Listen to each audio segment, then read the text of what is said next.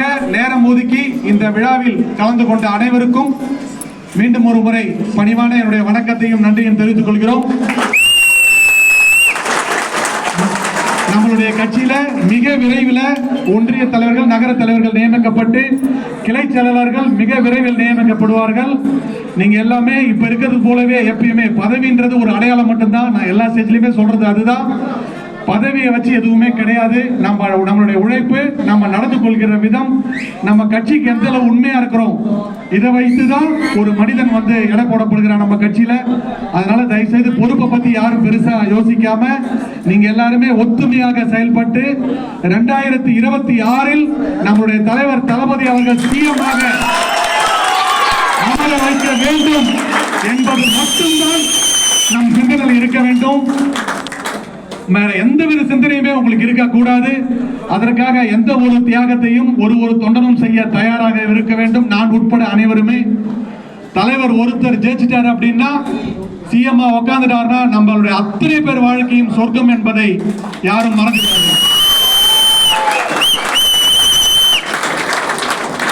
நமக்கு எந்த ஒரு கஷ்டமான சூழ்நிலை வந்தாலும் சரி, இல்ல நமக்கு எந்த ஒரு அவமானமோ அசிங்கமோ துன்பமோ ஏற்பட்டாலும் அந்த நேரத்துல 2 நிமிஷம் நீங்க தலைவரோட முகத்தை நினைச்சுக்கீங்க, அது எல்லாமே காணாம போயிடும். இது பொதுச் செயலாளர், கழக பொதுச் செயலாளர் எனக்கு சொல்லிக் கொடுத்த ஒரு டெக்னிக் இது. நான் ரொம்ப டவுனா இருக்கும் போதும் சரி, எனக்கு மனசு கஷ்டமா இருக்கும் போதும் சரி, தலைவனை ஒரு நிமிஷம் நினைச்சோம் அப்படின்னா அந்த வழிகள் எல்லாமே பறந்து போயிடும். முழுக்க முழுக்க தலைவர் அவர்கள் உங்களை நம்பிதான் அரசியலுக்கு வந்திருக்காங்க. உங்க கைய புடிச்சுக்கிட்டு தான் அரசியல் நடக்கிறாங்க. புதுசா எந்த மாவட்ட செயலாளரையும் எங்கேயுமே நியமிக்கல.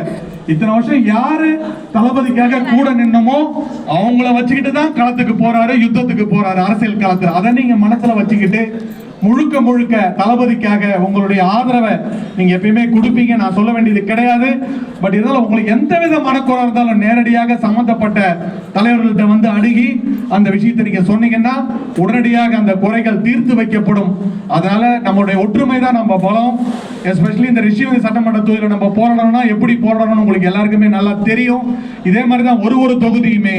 அதனால நீங்க நேர்மையான வழியில பயணிச்சு 2026 நம்மளுடைய தளபதி அவர்களை சிஎம்மாக அமர வைக்க வேண்டும் என்று கேட்டுக்கொண்டு இந்த விழாவில் கலந்து கொள்ள வந்த அனைத்து சொந்தங்களுக்கும் என்னுடைய பணிவான வணக்கத்தையும் நன்றியும் தெரிவிச்சுக்கிறேன். இப்ப ஃபர்ஸ்ட் மகளிர் அணி மட்டும் மேல வந்துட்டோம். அவங்க ஒரு போட்டோ எடுத்துக்கிட்டு அவங்கள மேல அனுப்பிச்சு அப்புறம் நம்ம ஒருத்தராக பார்த்துக்கலாம். மகளிர் அணி மட்டும் ஃபர்ஸ்ட் மேல வந்துட்டோம் ப்ளீஸ்.